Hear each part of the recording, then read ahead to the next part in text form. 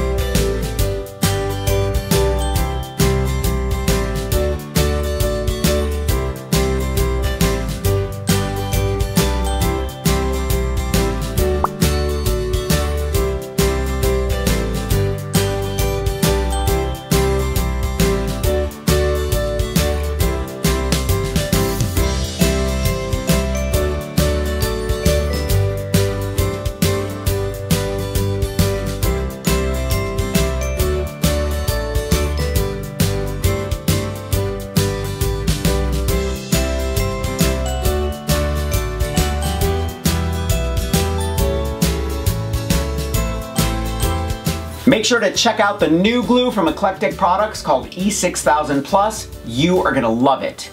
Thumbs up if you like this video, leave me a comment and I will get back to you. Subscribe to my channel if you haven't already. Grab a copy of the Big Ass Book of Crafts and I will see you next week. Bye.